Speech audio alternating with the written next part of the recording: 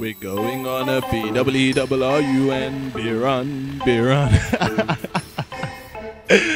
Oh, look at that. First guy to die. That's so embarrassing. This can't go on my YouTube channel. This can't. Homefront gameplays. Oh, man. I love making Homefront commentaries for you guys. I love it. And I don't know if you guys have noticed, but I enjoy commentating over Homefront more than I do Crysis 2, Black Ops, any other game. Especially because when I drop shot like this, it just looks so good. Oh, man. But Crysis 2... Oh, hold on. Look at this. Get knifed in the back of the neck and take your friend with you, Gaddafi. Oh, boy. Oh, man. But Crysis 2 is like that eye candy, you know? When people who aren't subscribed to me, when they come to my channel, when they see that Crysis gameplay, it's like eye candy. They just want to eat it up. Gameplay is only like 5-6 minutes, short and sweet. And, you know, they love that gameplay. But the Homefront is where the heart is. I know the real subscribers, they sit through the full 10 minutes and they watch the Homefront gameplays because they enjoy the commentary. And as you guys know, I recently reached 500 subscribers. And man, does it mean a lot. I really appreciate your support, guys. So I thought, let me thank you with the Homefront gameplays that you guys know and love. Get knifed.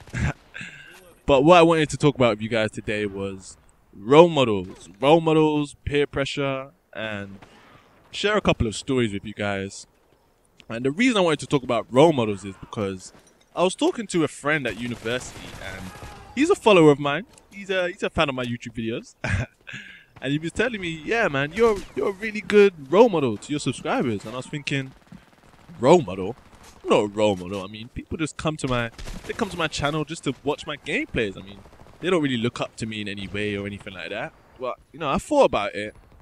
And I thought, a role model sets a good example. And, you know, pretty much every role model will tell you not to do stuff after they've already done stuff. And it's kind of ironic that, you know, they've done stuff or they probably still do stuff and they tell you not to do stuff. And it's kind of like contradictory. But, you know, I wanted to tell you guys a couple of facts about me and tell you why not to do them. Why you shouldn't do them. So I'll basically just get into the story. Basically, when my mum was pregnant with me, she used to be a smoker. And she was probably about 4 or 5 months pregnant, and she just started throwing up like crazy. And she went to the doctor, and the doctor had told her that the cigarettes are causing these problems, and if you carry on smoking, you could miscarry. And, you know, after that, she completely went off smoking. She stopped completely out of fear of miscarrying. So, you know, she gave birth to me. I was a healthy baby. Thanks for asking. I was a healthy baby. And I remember a time when I was about 5 or 6. Me and my mum, we were just sitting down watching TV, and all of a sudden, I just got up, went to a flower pot, unzipped my trousers, started pissing in the flower pot. And guys, don't ask me why, because I just don't know why I was doing it. I mean, there was a perfectly clean toilet, no less than 10 feet away from me, but I decided to go and piss in this flower pot. So I remember halfway through my urination, I turned around, looked at my mum, and she was staring at me, and she just said, "Don't do that." And she didn't shout at me or anything. She just simply said, "Don't do that." And I just thought about it, and I was like, why am I doing this? Why am I pissing in the flower pot? So after that, obviously, I never peed in a flower pot again. I always went to the toilet and pissed in the seat. But yeah, I remember sometime after that, I saw my mum smoking, and I just went up to her, same thing, and I said, "Mum, don't do that." And she told me, you know, she stopped smoking after I told her that. And she told me recently that was the reason why. Like, I don't know why she stopped just because I said those, you know, those simple words, "Don't do that." I mean, I never shouted at her or anything. I mean, I didn't even really have a problem with her smoking. I knew it was bad, but, you know, I just told her to stop and she stopped. And it got me to thinking, I mean, I don't really know why she started smoking. It was probably because of peer pressure, like it always is. But it's always been a reminder for me that, you know, I shouldn't do things like that. I mean, there used to be this woman that lived in my neighborhood, in my old neighborhood when I was a kid. And her name was Gwen, but we all of the kids called her the ginger woman. And we called her this because she obviously had ginger hair and she was always drunk. I mean, I don't know what ginger has to do with being drunk, but anyway, she was always drunk. And we used to call her the ginger woman. We used to tease her. And I remember once I caught her on a day where she wasn't drunk, and she told me that I was such a good kid because I never did bad stuff. And, you know, just a quick few facts about me. Basically, I've never drunk alcohol and I've never smoked a cigarette in my entire life. And when I say drunk alcohol, I don't mean, you know, not having a little sip, because I've had a sip of champagne, I've had a sip of wine, but I've never had like a full-on glass. I've never had a Budweiser or a WKD. I've never gotten drunk. I've never done anything like that, and I've never smoked. And, you know, the reason is kind of because, you know, it's out of principle, really. I know that that stuff is bad for you, and it's bad for the body, and because of that story about my mum almost miscarrying when, you know, she was pregnant with me. It's kind of the reason why I don't do that. But a majority of my friends, if not all of them, they all smoke and they all drink.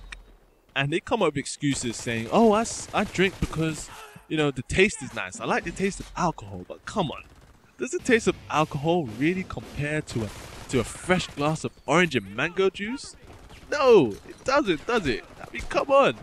People smoke and they drink because of peer pressure or because, you know, they want to be high, they're stressed out. But guys, you don't, there's nothing to be stressed out about. I mean, I'm not trying to tell you guys how to live your life. If you want to drink and you want to smoke, that's fine. No, but I'm trying to set a good example for you guys. If you want to be drunk, you want to be high, why not just pretend? You know, why not just pretend? I mean, the ginger woman, she was always drunk, but she thought of me as a good kid because I didn't do bad stuff. I mean, she didn't know that I didn't smoke or that I didn't drink. She didn't know that.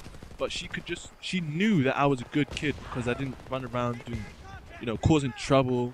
I mean, we might have teased her and stuff like that, but, you know, obviously we had a reason. She was drunk all the time. She was causing problems, man.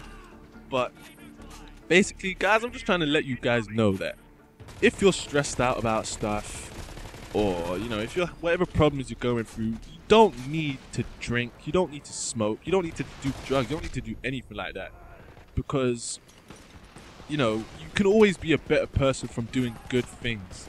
You know, don't ever let anybody push you or persuade you to do drugs or to do alcohol, because they're trying to lower your level. They're trying to make you do something that you don't want to do. They're just trying to bring you down, guys. And in life, it only takes one thing to, like, lower your potential.